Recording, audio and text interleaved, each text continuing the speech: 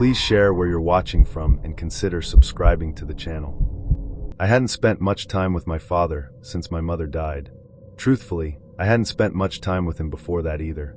Havel Rook was the kind of man you admired from a distance, and that distance usually stretched the length of a continent. He'd been a ranger, real ranger, not the hat and photo op kind, famous in obscure circles for staying alive where maps went blank. Retirement didn't mellow him. He just shifted into teaching wilderness navigation and survival, and became a roomer with a lecture schedule. When he suggested a week through Wyoming's Wind River Range, I almost said no. But there was a softness under his voice I'd never heard, a carefulness, and I said yes before I could retreat. I flew in from Seattle, met him in Riverton, and we drove to the Elkhart Park trailhead under a sky that looked rubbed with graphite. A ranger warned us about early bears and earlier snow.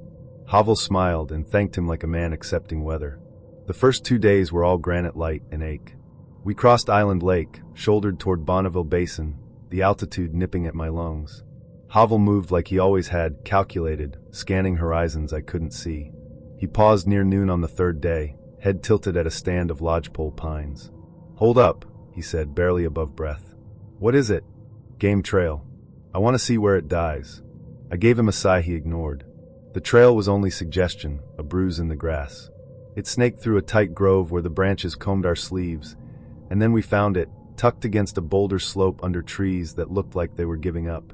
It was a shelter, if you were generous with definitions. Antlers, bones, rotten wood, all crosshatched into a shape that mumbled house. The pieces were weathered to the same tired color. Angles everywhere. The kind of structure desperation makes when it wants walls more than it wants sleep. "Havel," I said, but my voice didn't have steadiness in it. He didn't answer.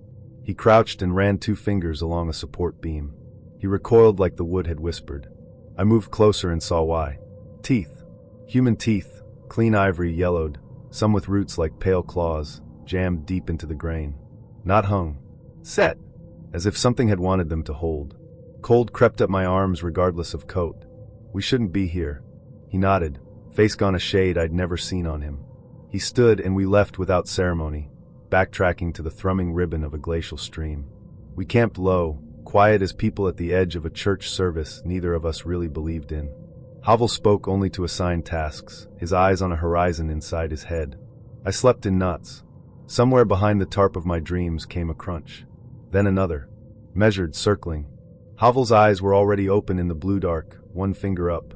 The steps made a slow ring around us, pausing like a listener. When silence finally settled, we let dawn pry us apart. Morning had been rearranged. Little things. A spoon not where I left it. My gloves turned palms up like a hand had considered them. Havel stood at the edge of camp, still as ice. On the flat of a rock sat a pair of jungle boots, whale gray and split along the seams. The soles were nearly gone. The laces were red paracord, faded to dried blood. He knelt. His hands didn't touch them.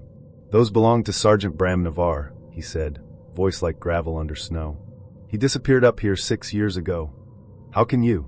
"The laces." He swallowed. "I taught him to lace that way." We packed fast and moved south. By mid-afternoon a thin thread of smoke climbed the sky where the bone shelter sulked. It rose in a perfect line, then dissolved the second we looked at it. "Someone camping?" I asked, and even then I tasted the lie. "No water up there. Bad ground." The verdict ended conversation. We kept walking. He chose an open bench for camp that evening and built a bigger fire than he liked. He put the hatchet and a flare gun by his knee in a way that said he'd thought through every angle and none of them were good. I went to the stream for water, and when I looked back toward the ridge, something stood there, long and thin, proportioned wrong, a charcoal smear of a person. It didn't move. My breath died in my throat. "Havel," I whispered, but by the time he reached my shoulder the ridge was empty. He didn't say I imagined it. Night wore a face I didn't recognize. The footsteps returned, deliberate as counting. They circled, paused, circled again, always just beyond the fire's orange mercy. Havel's jaw clicked and went still. Then something landed by the fire with a soft thud. He reached and lifted it, and his hand trembled. An army patch. His old unit. He traced it with his thumb like you trace a name on a headstone. "This belonged to one of the others," he said, and the word others fell between us with weight. 4 of them went missing up here. Alone. Quiet years apart. The breathing came next, directly behind our tent wall. Slow. Wet. The kind of breath you hear in hospital wards at 2 a.m., except larger. Havel met my eyes and shook his head once. We counted minutes like sins until it stopped.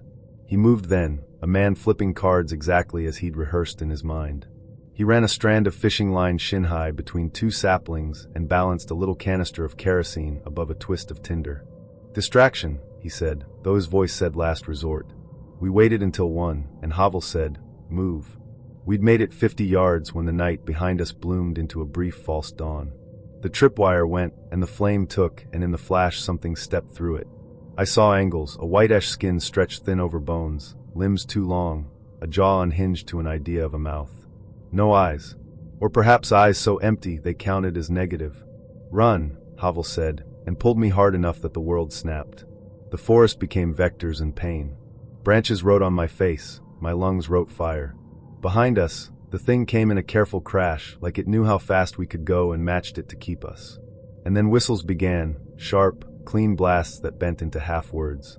The cadence was wrong until it wasn't. It was the training call-and-response Havel had used years ago, turned inside out. We didn't stop. Dawn peeled the mountains into shapes. The last half-mile to the dirt lot was a tunnel I can't remember in order. I remember the truck key slipping his hands, the engine catching, gravel flashing into a blur. We drove an hour to speech and fluorescent light. We told the Rangers a version of the truth. They did their job. 2 days later a team went to our coordinates and found the ridge burned to glass. Trees black to the marrow, rock charred. The bone shelter gone.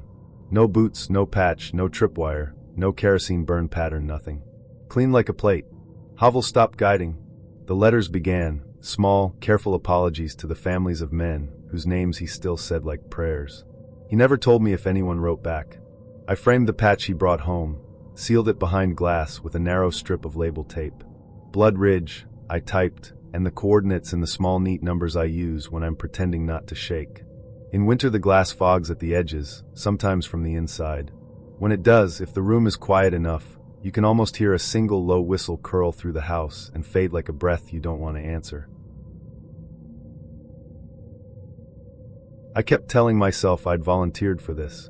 That mantra rattled around my head as Merrick and I picked through the latticed deadfall that strangled the trail. We were fresh out of SUNY's College of Environmental Science and Forestry, 2 graduates convinced we knew these woods better than anyone, and we were hungry for field time. Enthusiasm, it turns out, buckles fast when reality shoves a fist into your ribs.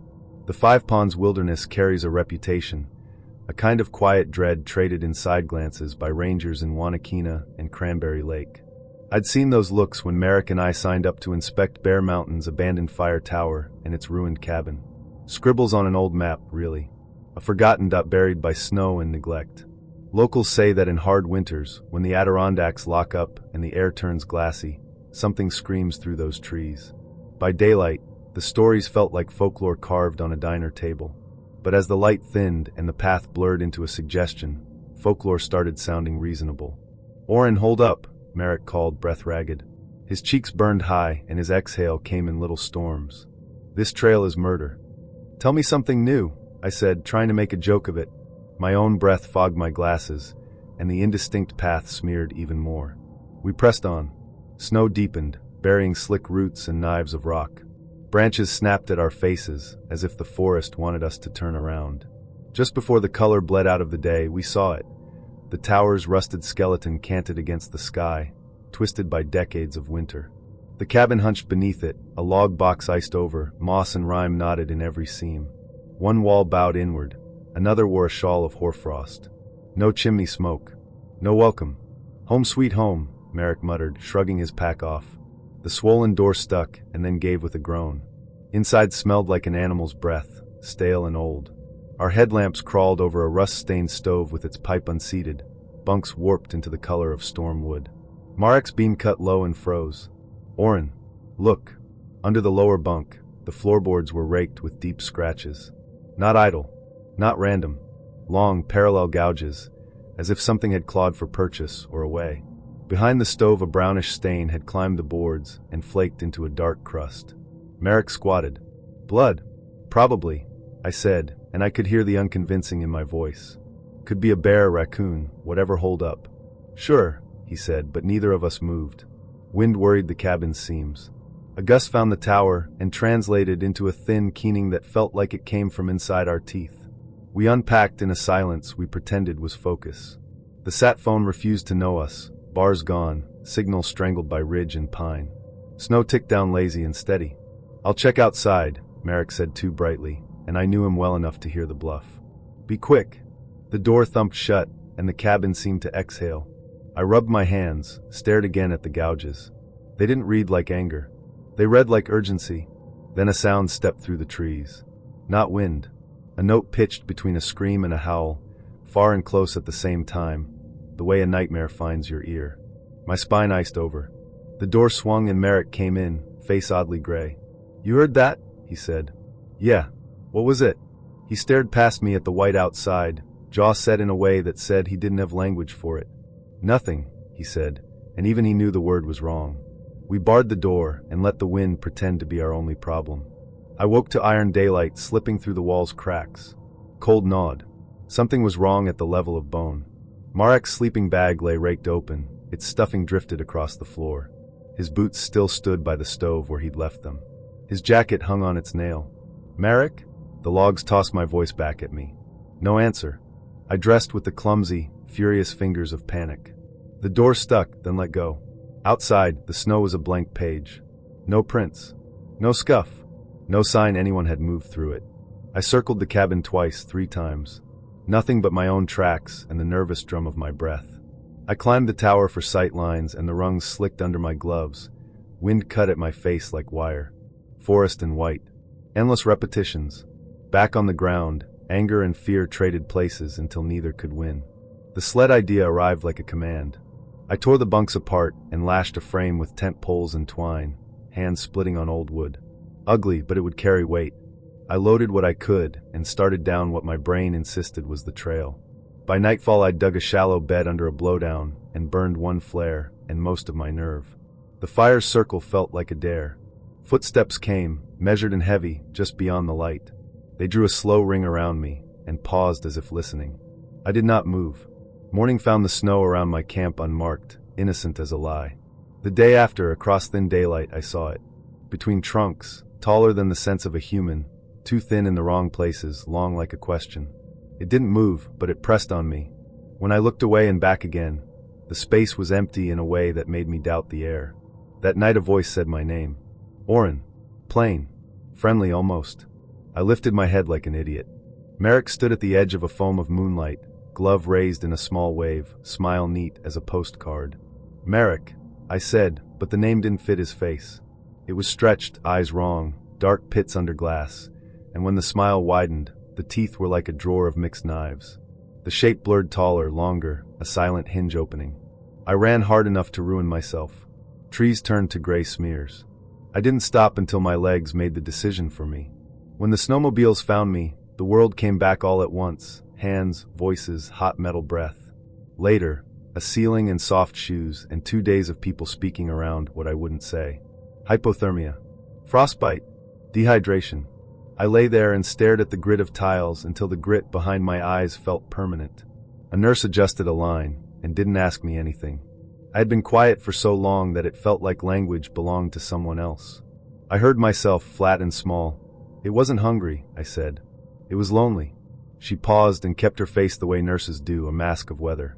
But the tiniest pull at the corner of her mouth said she recognized the shape of the thing I was naming. People around here know. They don't tell it with their lips, but you can read it in the caution with which they close doors, in the way they don't go alone to old places.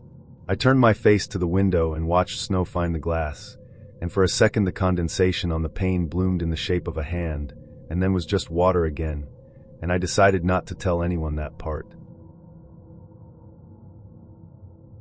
Snowshoe Gulch always had a reputation. Most trails around Flathead carry a rumor in their bark, but the Gulch's stories traveled quieter, as if people were afraid the trees might hear them repeated. I grew up with those murmurs, and my brother Elian and I joked about them like all kids do, softly, never too far from the truck, never after dark.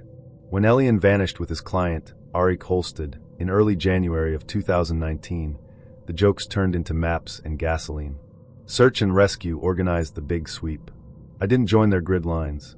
I went in with Naten Three Rivers, a Blackfeet tracker I'd known since we were feral on bicycles, Deputy Garin Weller from the sheriff's office, and Jex Rowe, who'd been riding sleds through this forest since carburetors had choke levers. We left before the first seam of pink touched the ridges. 3 snowmobiles cut wake lines through gusting powder. The 4th carried our spare kit and fuel. It took 3 hours to reach the mouth of the gulch. Naten cut his engine first, lifted his goggles, and stared into the throat of trees. "This place is wrong," he said simply. He rarely used extra words.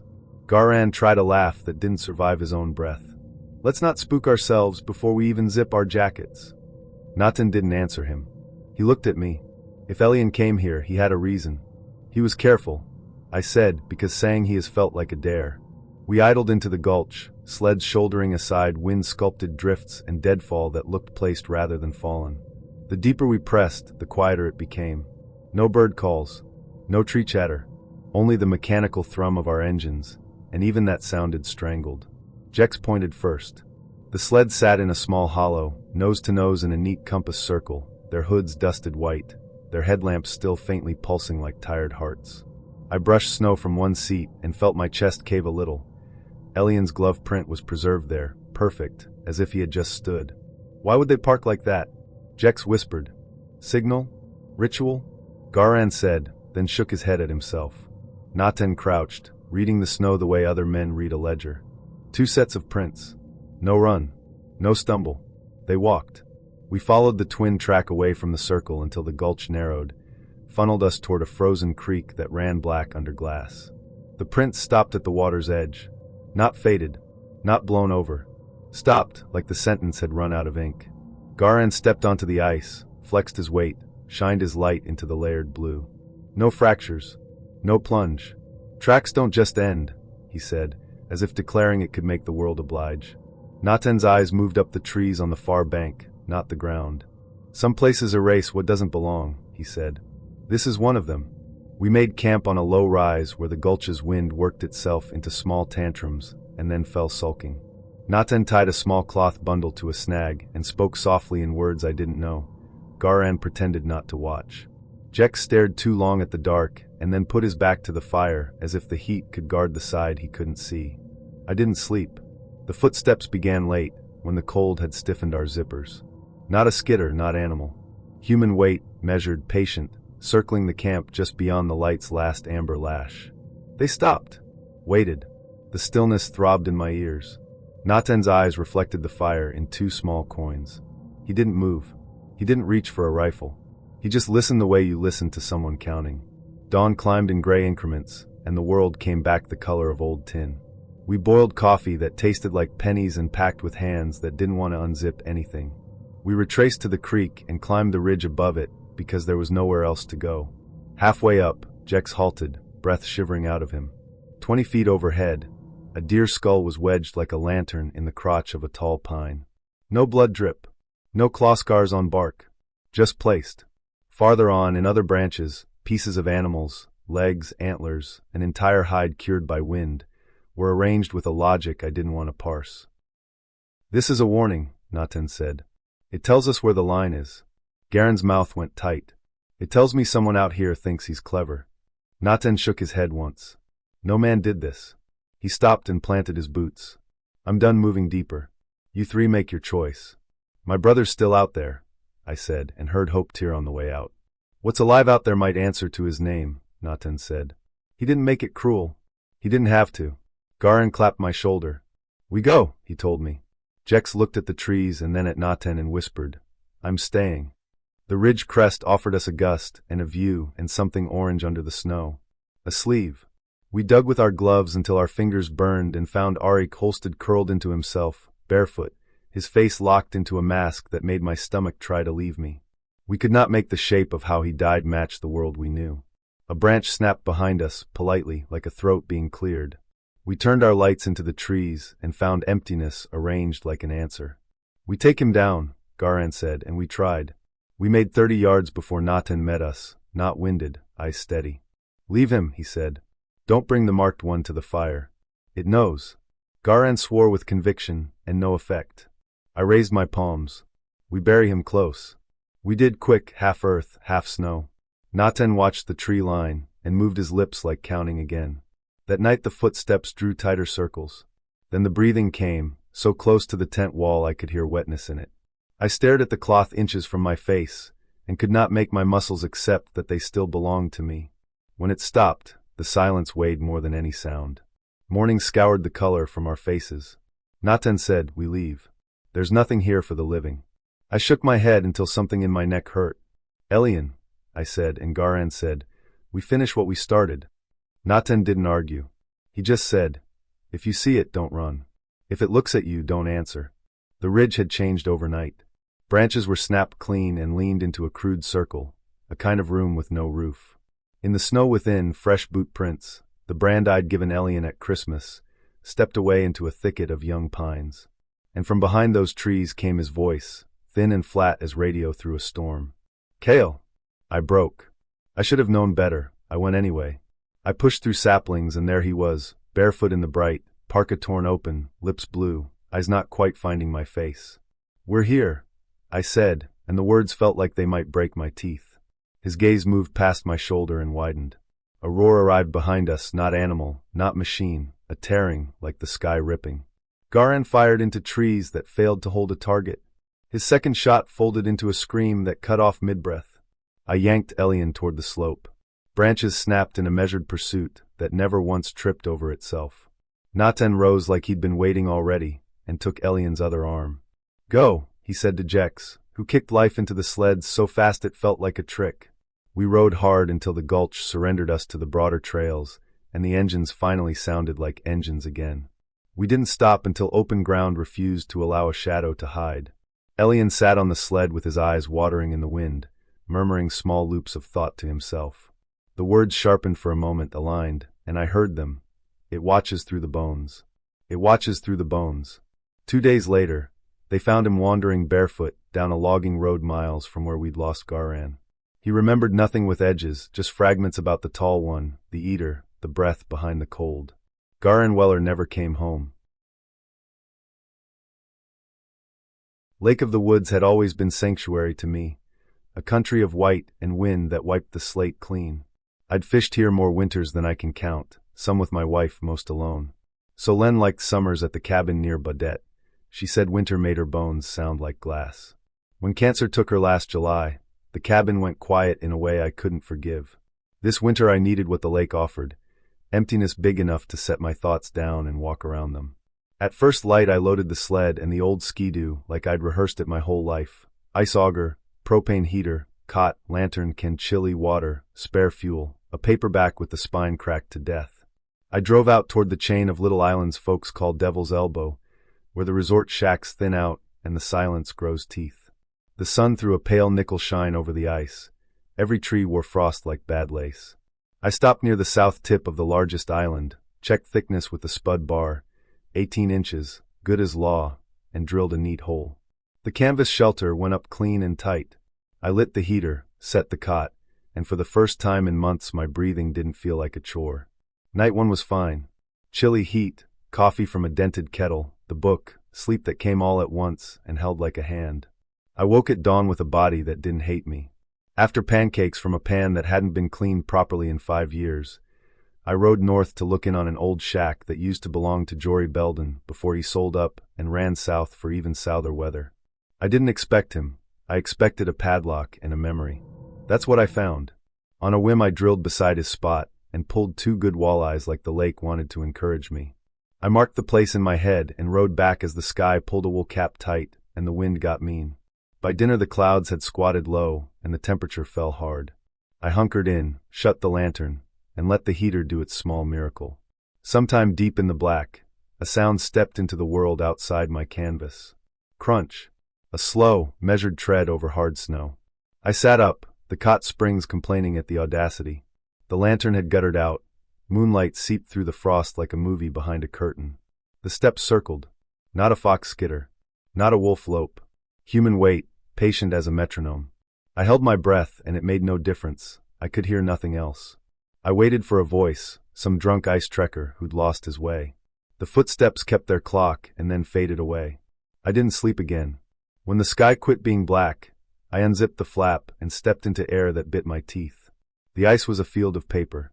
Around my shack, printed in a perfect loop, were clear footprints, large, bare, toes like long bulbs pressed deep into snow crust and ice skin. They started 10 paces from the shelter and ended 3 paces after completing their ring. No approach, no departure. The world had rubber-stamped them into existence and then lost interest. Fog slid in by mid-morning, the kind that swallows island and horizon both.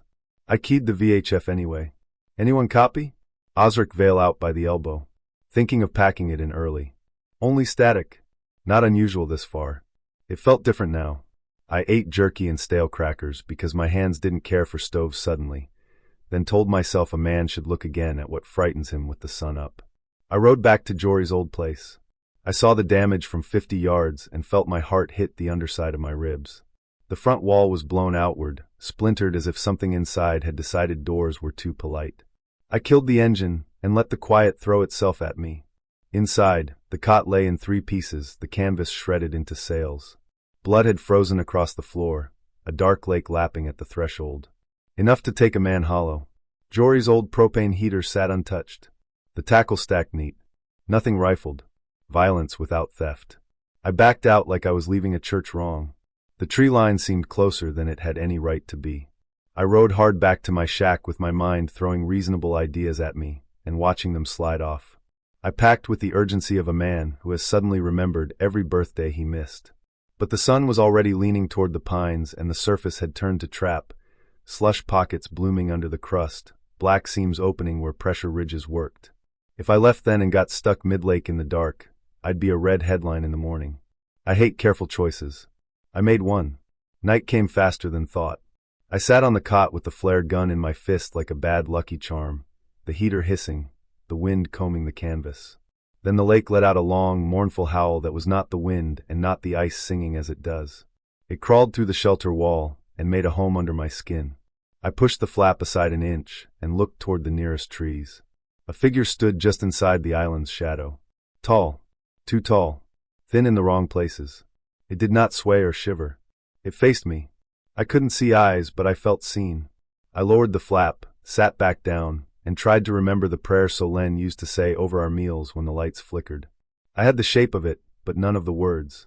A while later, minutes, hours, the footsteps came again. They approached deliberate as before and stopped behind my head. There was a pause like breath held, and then a single soft tap on the canvas. One knuckle. A neighbor at a door. Nothing after. That was worse. I slept because the body is an animal, and animals eventually shut down.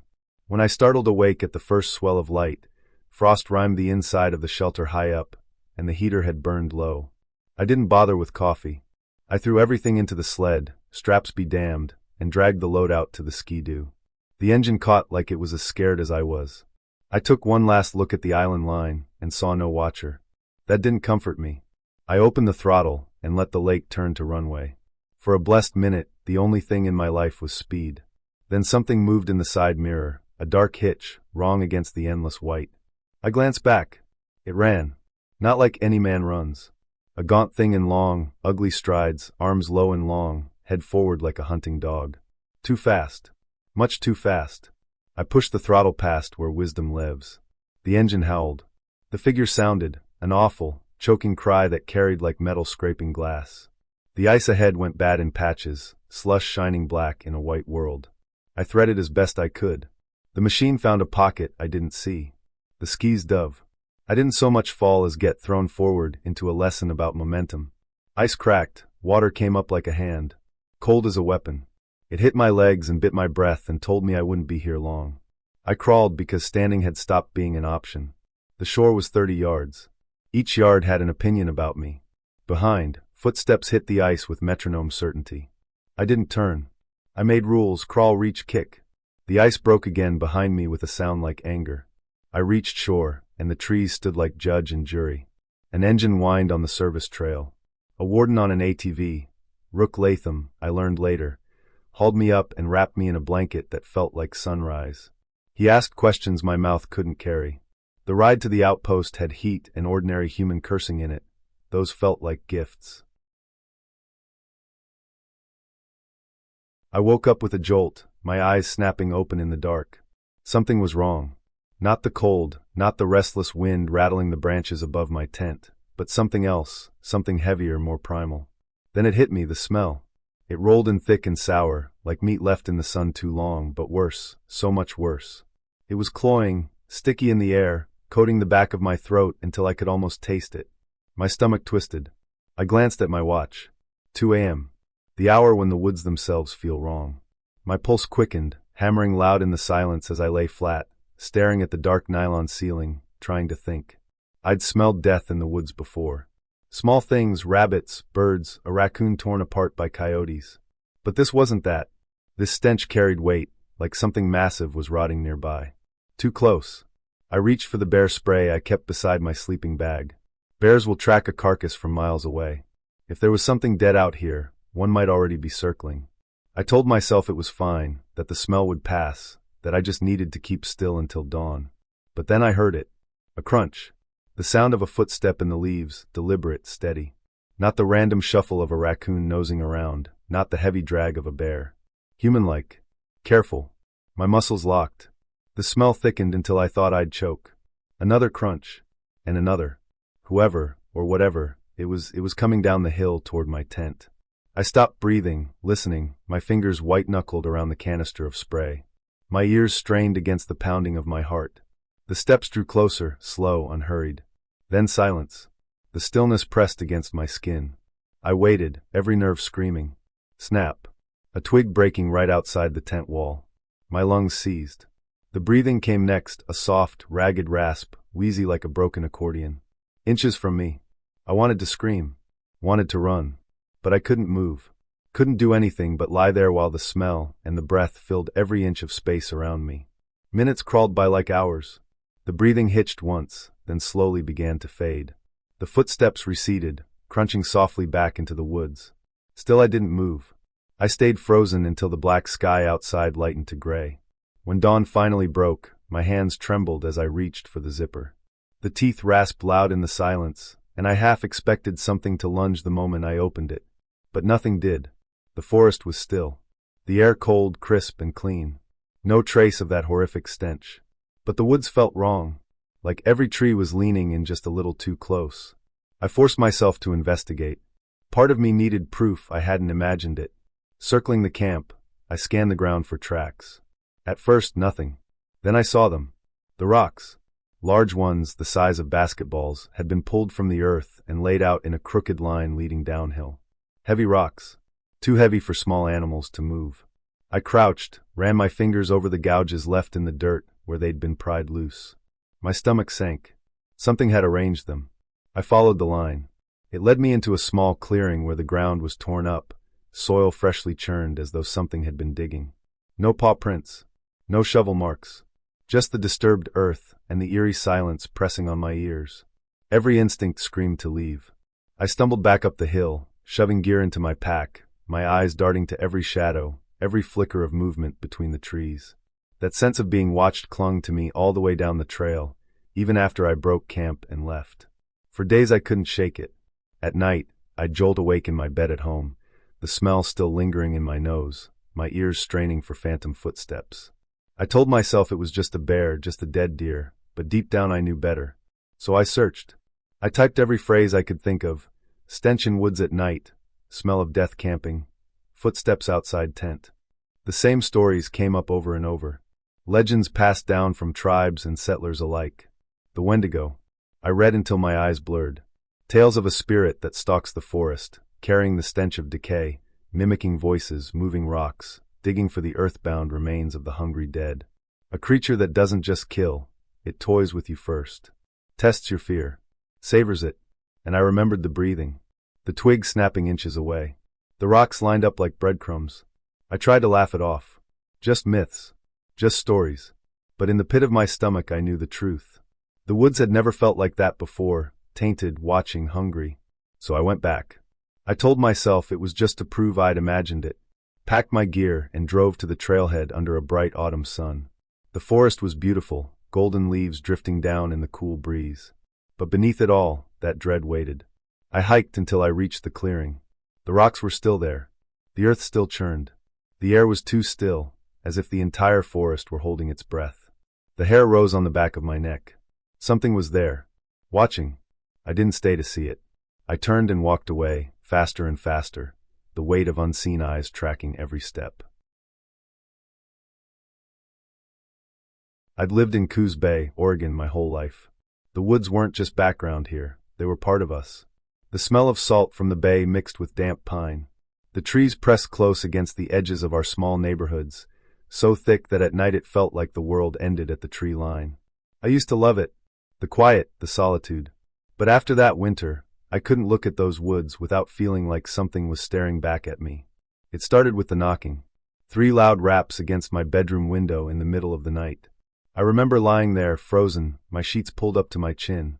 The sound was too clear, too spaced out, too deliberate to be wind or a branch. My heart raced. I told myself it had to be a prank, maybe one of the new kids who'd moved into the neighborhood. But curiosity gnawed at me. I slid closer to the window, my fingers trembling as I pulled the curtain back just an inch. The forest stared back at me, empty, swaying branches under the moonlight. No figure, no prankster waiting to laugh at me. Just the dark. I shut the curtain quick and lay awake for hours listening. The knocks didn't come again that night, but the silence after was worse. It felt like something had retreated into the trees, still watching. The next morning, I went outside. That's when I saw them, muddy boot prints right below my window. Big. Much bigger than mine. They led off into the woods, the deep impressions filling with water from the rain. I stared at them for a long time, a knot tightening in my stomach. Someone had been standing there, watching me sleep. The unease didn't fade. I tried to shrug it off at school, tried to pretend nothing had happened. But that evening, skateboarding home, I saw him. A man, half hidden behind the tree line.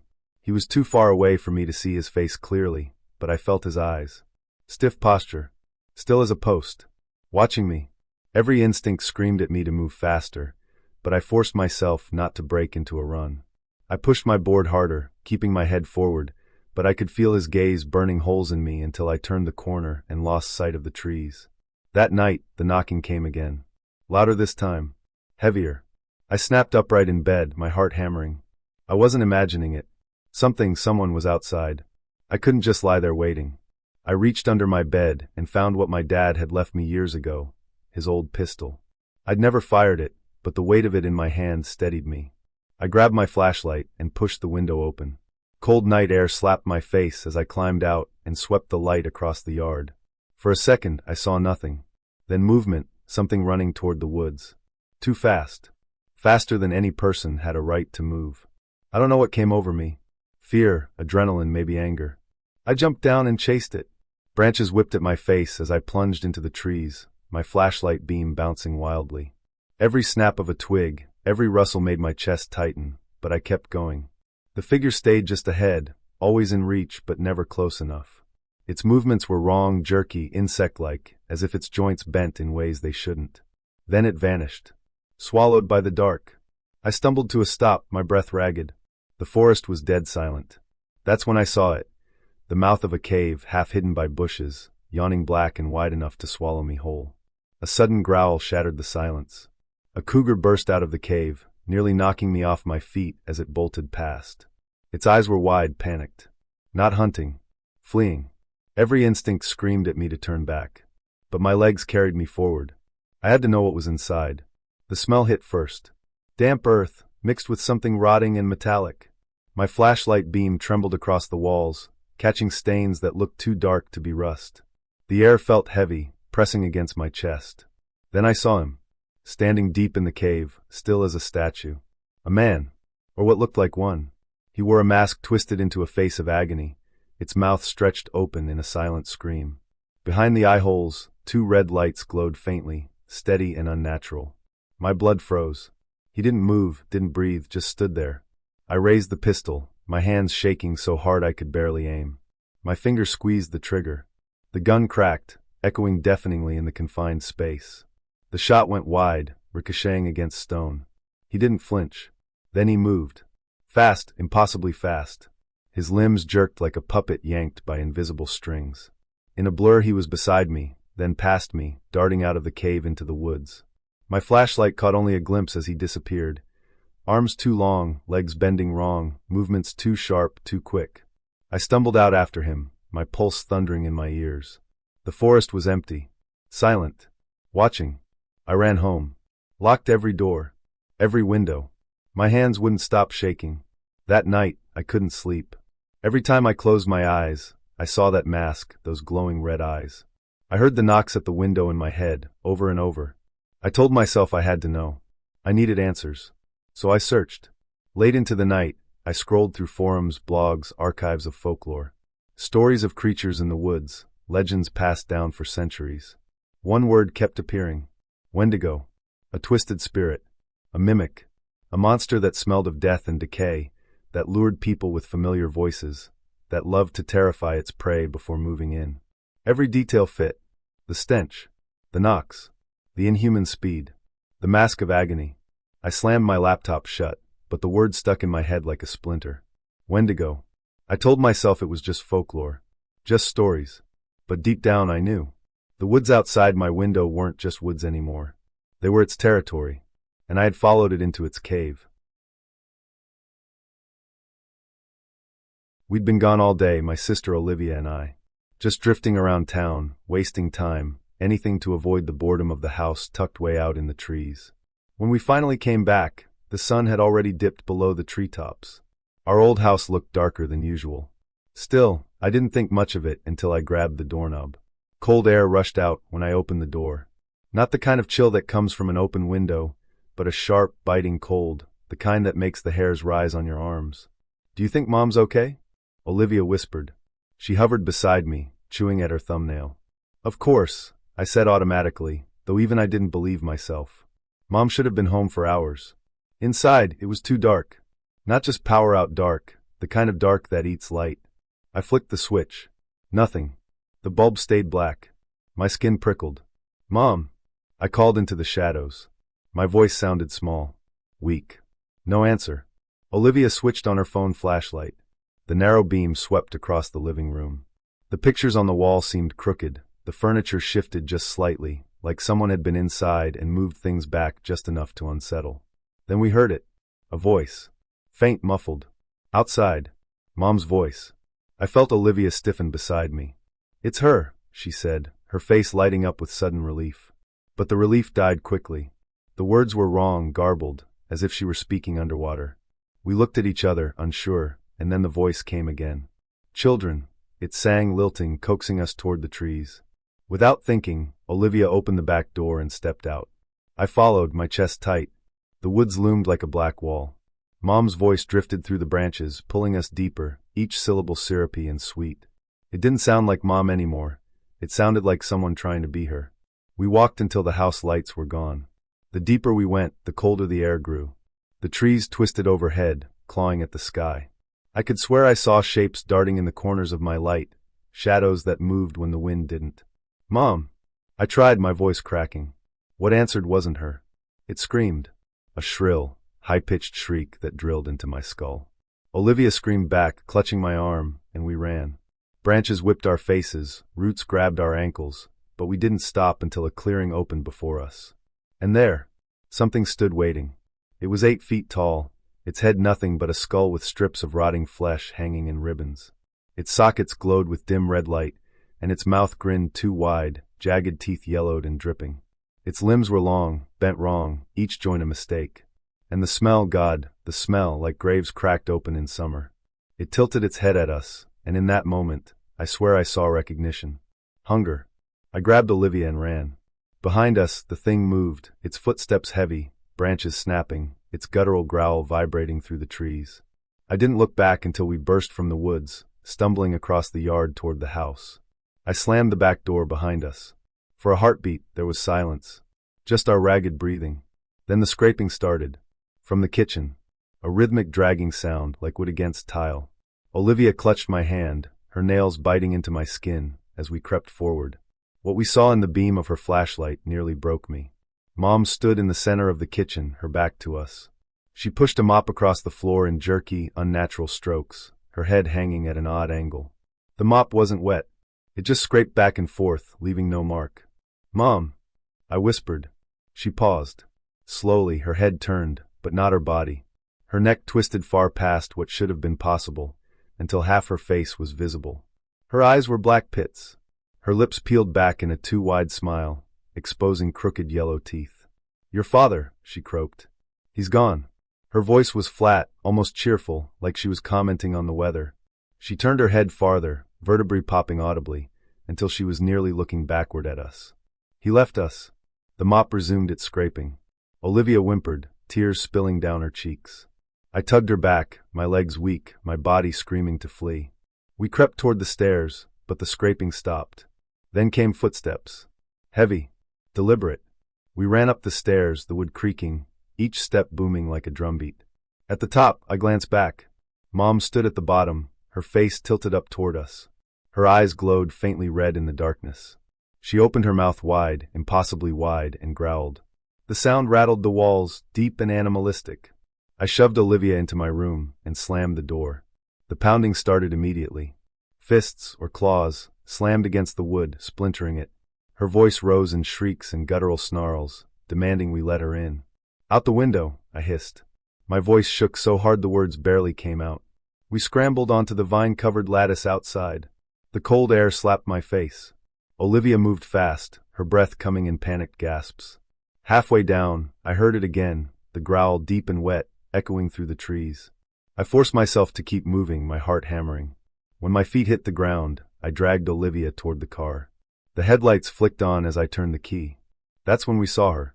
Mom, or the thing wearing her face, stood in the driveway, arms limp at her sides, head cocked at that impossible angle. Her black eyes locked on us. Her mouth slowly stretched into a grin, revealing those jagged teeth. For a second, I hesitated. Some part of me wanted to believe, wanted to think she could still be in there. But then Olivia sobbed, "That's not Mom." "Please go." I floored it. The car shot forward, gravel spraying. The figure moved, not walking but gliding out of the way, her head snapping to follow us. That smile never faltered. We tore down the winding road, the trees clawing past in the headlights. My hands shook on the wheel. Olivia stared straight ahead, her face pale. Neither of us spoke. Then movement. Something darted across the road ahead. I slammed the brakes, the car screeching. My eyes scanned the woods. There, red eyes, glowing between the trees. Watching. We sped on. But the feeling didn't leave. It followed us, hovering at the edge of every shadow, every bend in the road. We didn't stop until miles later, pulling off into a gravel clearing. For a moment, silence. Olivia turned to me, her voice barely a whisper. "You think it's still out there?" I didn't answer. I didn't need to. Because in the silence, faint but unmistakable, I heard it. 3 slow knocks. And Mom's voice, dripping with sweetness. "Children." It was one of those suffocating summer nights where the air itself felt alive, pressing down against your skin until every breath was sticky and shallow. My room upstairs was an oven, the old box fan doing nothing but pushing hot air in circles, so I gave up and dragged my blanket and pillow down to the basement. The basement had always been my refuge, cool and quiet, like a hidden cave away from the rest of the house. I had my setup down there, the couch that sagged just right, the PS4, and the big window that looked out over the backyard. Normally it felt safe, my private hideout. But that night, the window didn't feel like something I looked out of. It felt like something could look in. I ignored it at first, busying myself with Netflix, scrolling through shows I'd already seen a dozen times. The sound of the TV was comforting, drowning out the restless thoughts that had been building ever since the heatwave started.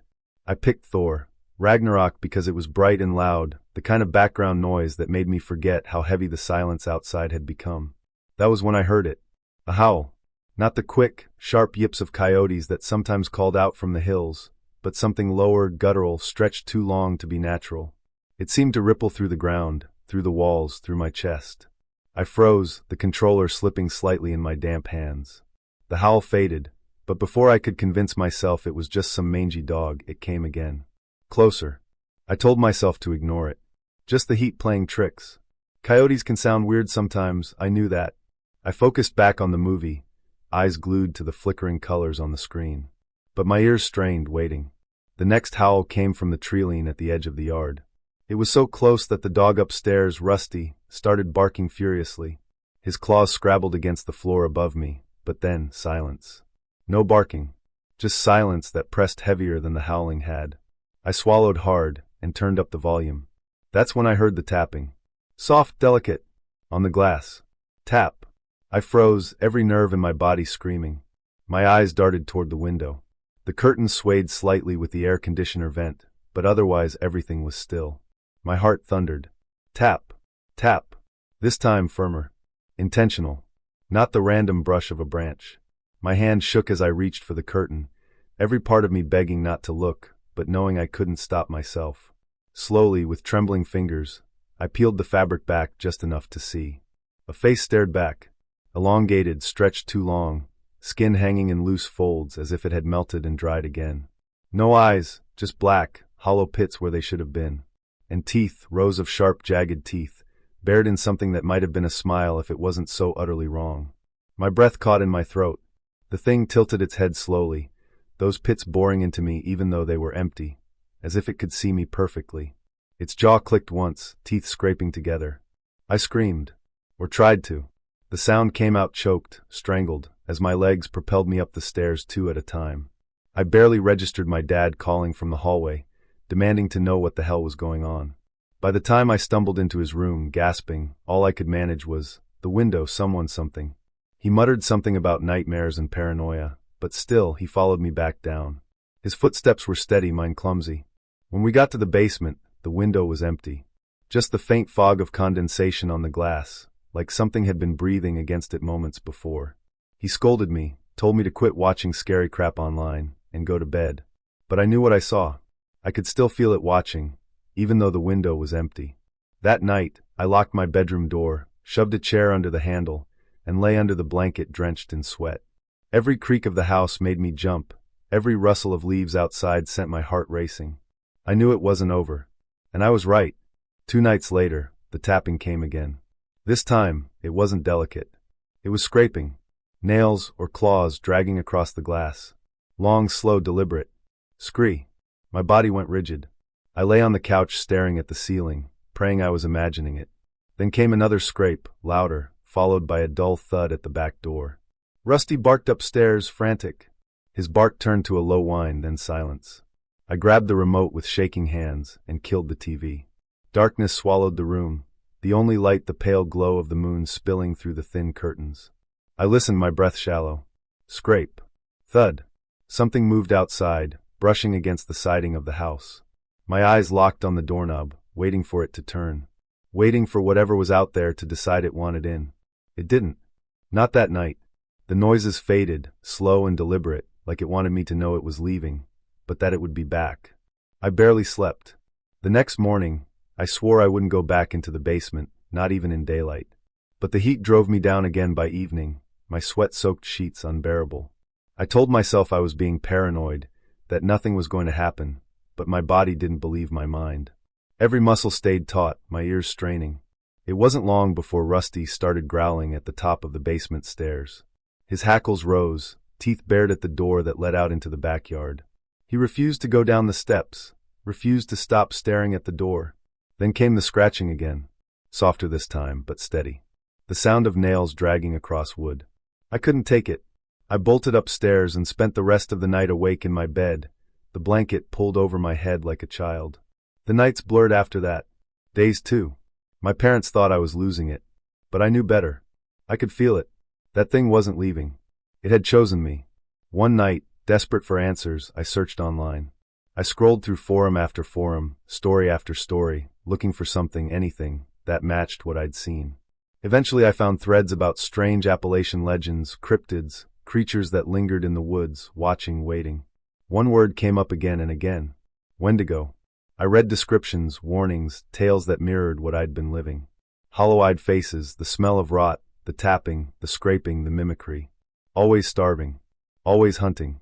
I wanted to believe they were just stories, folklore passed around to scare people. But deep down I knew. The face in the window wasn't folklore. It was real. The nights dragged on, each one worse than the last. I'd lie awake, waiting for the scrape, the tap, the muffled thud at the door. Some nights I swore I heard my name whispered from the yard, soft and drawn out, like a lover's sigh. One night, I couldn't resist. I pulled the curtain back again, even though every fiber of me screamed not to. And it was there, standing just at the edge of the tree line, hunched, too tall, its head cocked. The moonlight glinted off its teeth as it smiled. I dropped the curtain and stumbled back, my chest tightening, tears blurring my vision. It was playing with me, waiting, testing how long I could last before I broke. And I don't know how much longer I can. It was one of those suffocating summer nights where the air itself felt alive, pressing down against your skin until every breath was sticky and shallow. My room upstairs was an oven, the old box fan doing nothing but pushing hot air in circles, so I gave up and dragged my blanket and pillow down to the basement. The basement had always been my refuge, cool and quiet, like a hidden cave away from the rest of the house. I had my setup down there, the couch that sagged just right, the PS4, and the big window that looked out over the backyard. Normally it felt safe, my private hideout. But that night, the window didn't feel like something I looked out of. It felt like something could look in. I ignored it at first, busying myself with Netflix, scrolling through shows I'd already seen a dozen times. The sound of the TV was comforting, drowning out the restless thoughts that had been building ever since the heat wave started. I picked Thor, Ragnarok, because it was bright and loud, the kind of background noise that made me forget how heavy the silence outside had become. That was when I heard it. A howl. Not the quick, sharp yips of coyotes that sometimes called out from the hills, but something lower, guttural, stretched too long to be natural. It seemed to ripple through the ground, through the walls, through my chest. I froze, the controller slipping slightly in my damp hands. The howl faded, but before I could convince myself it was just some mangy dog, it came again. Closer. I told myself to ignore it. Just the heat playing tricks. Coyotes can sound weird sometimes, I knew that. I focused back on the movie, eyes glued to the flickering colors on the screen. But my ears strained, waiting. The next howl came from the treeline at the edge of the yard. It was so close that the dog upstairs, Rusty, started barking furiously. His claws scrabbled against the floor above me, but then silence. No barking, just silence that pressed heavier than the howling had. I swallowed hard and turned up the volume. That's when I heard the tapping. Soft, delicate, on the glass. Tap. I froze, every nerve in my body screaming. My eyes darted toward the window. The curtains swayed slightly with the air conditioner vent, but otherwise everything was still. My heart thundered. Tap. Tap. This time firmer. Intentional. Not the random brush of a branch. My hand shook as I reached for the curtain, every part of me begging not to look, but knowing I couldn't stop myself. Slowly, with trembling fingers, I peeled the fabric back just enough to see. A face stared back. Elongated, stretched too long, skin hanging in loose folds as if it had melted and dried again. No eyes, just black, hollow pits where they should have been. And teeth, rows of sharp, jagged teeth, bared in something that might have been a smile if it wasn't so utterly wrong. My breath caught in my throat.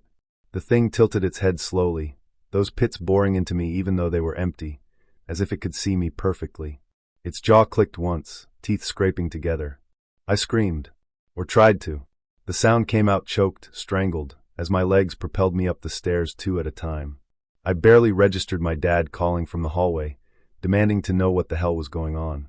By the time I stumbled into his room, gasping, all I could manage was, the window, someone, something. He muttered something about nightmares and paranoia, but still, he followed me back down. His footsteps were steady, mine clumsy. When we got to the basement, the window was empty. Just the faint fog of condensation on the glass, like something had been breathing against it moments before. He scolded me, told me to quit watching scary crap online, and go to bed. But I knew what I saw. I could still feel it watching, even though the window was empty. That night, I locked my bedroom door, shoved a chair under the handle, and lay under the blanket drenched in sweat. Every creak of the house made me jump, every rustle of leaves outside sent my heart racing. I knew it wasn't over. And I was right. 2 nights later, the tapping came again. This time it wasn't delicate. It was scraping. Nails or claws dragging across the glass. Long, slow, deliberate. Scree. My body went rigid. I lay on the couch staring at the ceiling, praying I was imagining it. Then came another scrape, louder, followed by a dull thud at the back door. Rusty barked upstairs, frantic. His bark turned to a low whine, then silence. I grabbed the remote with shaking hands and killed the TV. Darkness swallowed the room, the only light the pale glow of the moon spilling through the thin curtains. I listened, my breath shallow. Scrape. Thud. Something moved outside, brushing against the siding of the house. My eyes locked on the doorknob, waiting for it to turn. Waiting for whatever was out there to decide it wanted in. It didn't. Not that night. The noises faded, slow and deliberate, like it wanted me to know it was leaving, but that it would be back. I barely slept. The next morning, I swore I wouldn't go back into the basement, not even in daylight. But the heat drove me down again by evening, my sweat-soaked sheets unbearable. I told myself I was being paranoid, that nothing was going to happen, but my body didn't believe my mind. Every muscle stayed taut, my ears straining. It wasn't long before Rusty started growling at the top of the basement stairs. His hackles rose, teeth bared at the door that led out into the backyard. He refused to go down the steps, refused to stop staring at the door. Then came the scratching again. Softer this time, but steady. The sound of nails dragging across wood. I couldn't take it. I bolted upstairs and spent the rest of the night awake in my bed, the blanket pulled over my head like a child. The nights blurred after that. Days too. My parents thought I was losing it. But I knew better. I could feel it. That thing wasn't leaving. It had chosen me. One night, desperate for answers, I searched online. I scrolled through forum after forum, story after story, looking for something, anything, that matched what I'd seen. Eventually I found threads about strange Appalachian legends, cryptids, creatures that lingered in the woods, watching, waiting. One word came up again and again. Wendigo. I read descriptions, warnings, tales that mirrored what I'd been living. Hollow-eyed faces, the smell of rot, the tapping, the scraping, the mimicry. Always starving. Always hunting. I wanted to believe they were just stories, folklore passed around to scare people. But deep down I knew. The face in the window wasn't folklore. It was real. The nights dragged on, each one worse than the last. I'd lie awake, waiting for the scrape, the tap, the muffled thud at the door. Some nights I swore I heard my name whispered from the yard, soft and drawn out, like a lover's sigh. One night, I couldn't resist. I pulled the curtain back again, even though every fiber of me screamed not to. And it was there, standing just at the edge of the tree line, hunched too tall, its head cocked. The moonlight glinted off its teeth as it smiled. I dropped the curtain and stumbled back, my chest tightening, tears blurring my vision. It was playing with me, waiting, testing how long I could last before I broke. They say this holler keeps its breath. You don't really notice until a fog morning when the mist gathers low, pooling silver over the creek like the mountain is holding air in its cheeks. On those mornings the sound is different, quieter but thick, like you could part it with your hands. The day it started, I was running before school along Razorback Ridge, the gravel spitting under my shoes, the cold burning sweet in my lungs.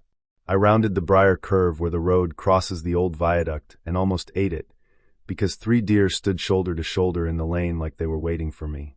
Deer don't do that. They spook, they flick their white flags, they vanish. These didn't move.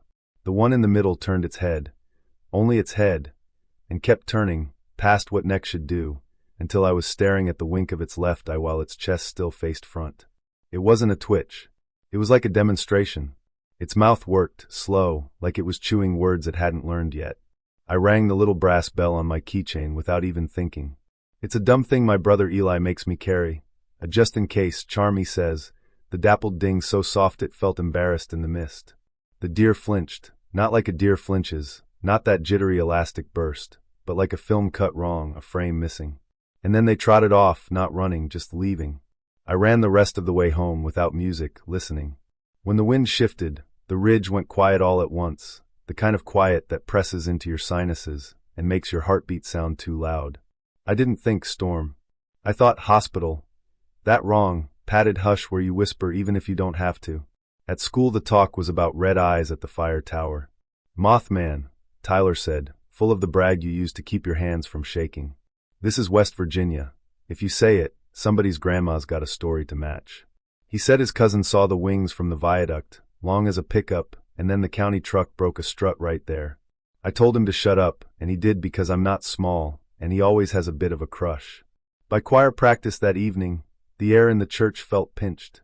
Miss Alma's fingers were limber and mean on the hymnals until 3 knocks came up through the floorboards from the crawl space, slow, spaced, like a knuckle on a door.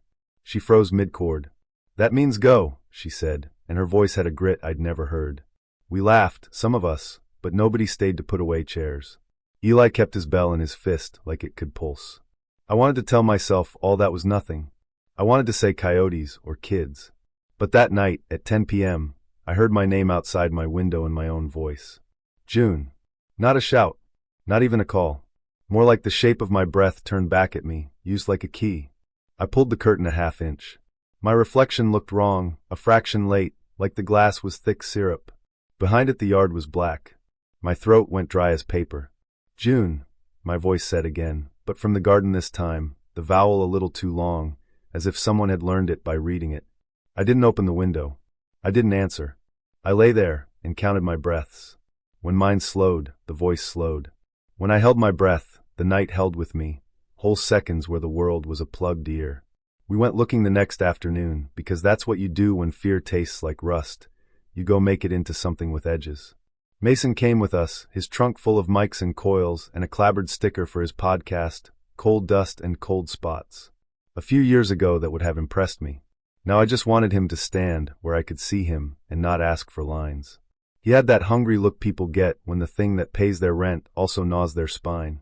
He set a recorder by Grave Springs sinkhole, and Eli said, "Don't name the water," but Mason just smiled and mapped wind on his phone. At the spring the hum sat under the sound like a bass note you can't hear so much as feel. The cattails shivered without breeze. Dragonflies jittered and fell. I watched Eli's little bell tremble on his belt, its mouth opening and closing without sound, like it was ringing in vacuum. "Little spike around 19 hertz, Mason said, eye on the spectrum analyzer, excited and scared. Infrasound. It can do things to your eyes. Make you feel watched. Headaches. Dread." He said it like he wanted the mountain to be physics. I did too. It's so much easier to fix a hiss than a hunger. We followed the hum downhill. It was strongest over the capped portal of Blue Hollow number 3, a gray slab kissed with lichen and the cigarette ghosts of men who used to sit here at shift change. The concrete was hairline cracked where plugs had lifted. A little breath seeped, cold as a freezer. I put my palm to it because I am a stupid, curious, stubborn thing and felt it under my skin, a long, slow inhale that wasn't mine. Eli shook out the pouch Miss Alma had given him, iron nails scabbed with old red paint from a porch, and tucked one into each pocket. She says 3 knocks means get out, 2 means too late, and bells mess up the old paths, he said. He's 12, but sometimes his voice goes old as coal. That evening, Mason posted a teaser clip. It was nothing but creak and night and white noise and a hiss like breath in a jar. The comments poured sugar down his spine. Full body chills, headache at 3:03 a.m. Did anyone else hear a woman say June? I didn't tell him I heard my heartbeat laid under the sound, like someone had sampled my chest, looped it, and laced it with deer huffing. Next morning the school buses got boxed by a herd at the switchback. 20 deer easy. Not skittish. Not anything.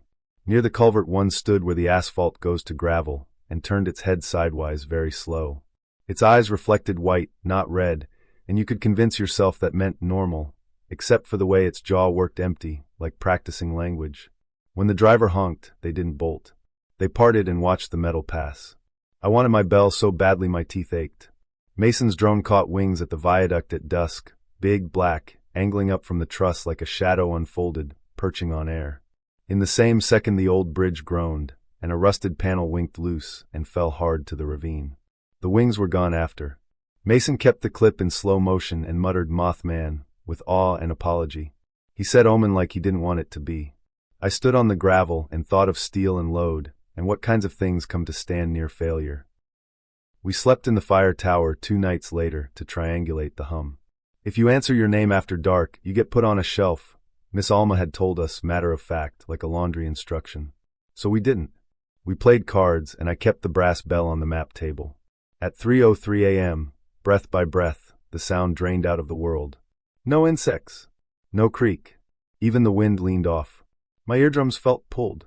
The first step on the stairs sounded like a knuckle. Then another. I told myself it was a raccoon until I realized the weight was wrong. Not padded, not clawed, like someone was practicing the sound of a human coming up. The steps paused 1 plank below the landing. A deer's head rose into view between the balusters, antlers scraping slowly along the wood. The knees that followed bent the wrong way. Its throat flexed, and my own voice came out, breath for breath in my exact cadence. Open the... I rang the bell as hard as I could. The deer staggered like the floor had moved under it, slammed its jaw shut with a click that felt like it happened inside my teeth, and toppled backward into the dark. Something winged settled on the far pine for 1 long blink and was gone. The cables of the tower pinged like plucked strings, and then the crickets came back in a rush, life pouring down the hill, as if someone had unstopped a drain. When we went back to number 3, the cracks in the cap looked wider. A miner's brass tag lay on the concrete. Alma's late husband's number punched into it, and knotted to the rebar someone had tied a necklace of jawbones and rags matted with deer hair, like a rosary made wrong. Eli didn't touch it. I didn't either. Mason filmed, and tried to keep his hands steady. At night the knocks came, tap, tap, tap from the underside of house things. From the clawfoot tub. From the hollow under our piano where Miss Alma's feet stuttered the hymn off tempo, like something had hitched her wrists a beat ahead. In the morning she didn't remember playing. Her cuticles bled as if she'd been picking at them in her sleep. I found Eli at dawn at Grave Spring, barefoot on the limestone lip, eyes open and empty, and his mouth parted like he'd forgotten the idea of air.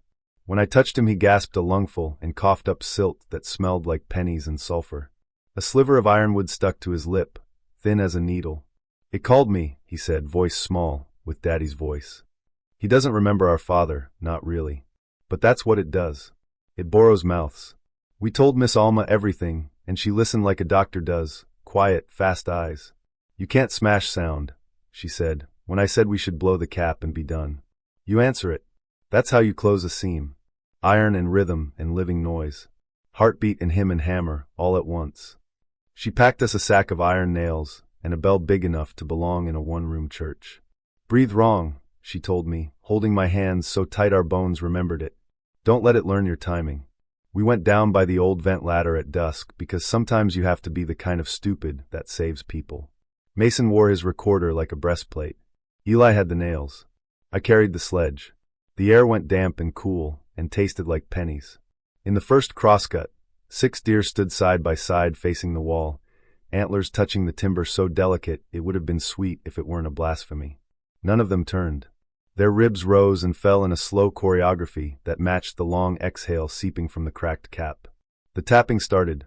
3, then silence. 3 again. "Get out," Eli whispered. He shook, but he kept walking when I did. My bell's clapper fussed in the big bowl of it, a bird trapped in bronze. At the cap, the concrete side. The cracks were a spider web. Behind it the mountain breathed in and out like a sleeping animal you don't want to wake. My head swam. Mason set his recorder on a rock and started a mix of white and pink noise layered under Miss Alma's hum of "Nearer, My God, to Thee," recorded on his phone. He counted in 4 with his fingers. I set the first iron spike and struck it off beat, holding my own breath dirty and wrong so it couldn't find me. Eli fed spikes. The bell rang at my left shoulder, steady as a heart. It came then, the thing that rides the hush. Not with a shape, with a pressure, a hand around the top of your lungs. It spoke in our Father's voice, sweet as Sunday. "June, let me out." The vowels were too long. It sounded like a child who'd learned feelings from a page. I almost answered. I almost did. The bell rang so loud the floor jumped, and I remembered Miss Alma's hands, the way she'd begged my bones not to move in time. The cap screamed. The mountain exhaled hard enough to buckle my knees. The deer in the crosscut started working their jaws like they were praying. Mason shouted something, maybe a level, maybe a line, and then all at once wings went past the portal like a weather change, and the pressure dropped. I didn't see it, not really. I felt the brush of absence where something perched a second, and the sound around it bent. I drove the last spike, and Eli smeared the grout, and we hammered rhythm into it until our shoulders howled. The breath slipped to a whistle, and then to a thread, and then it was just air. The bell juddered into quiet. The white noise ran. The hymn on Mason's phone devolved into a shaky little human sound, us crying and laughing like fools in a hole. Outside, the crickets didn't start up so much as arrive. The deer were gone. The viaduct still had its missing tooth, but the rest held. At Miss Alma's we left the brass tag on the porch rail. She put her hand on it like it was a head that needed blessing. That night I slept with the window open. The mountain breathed like a big dog under the bed.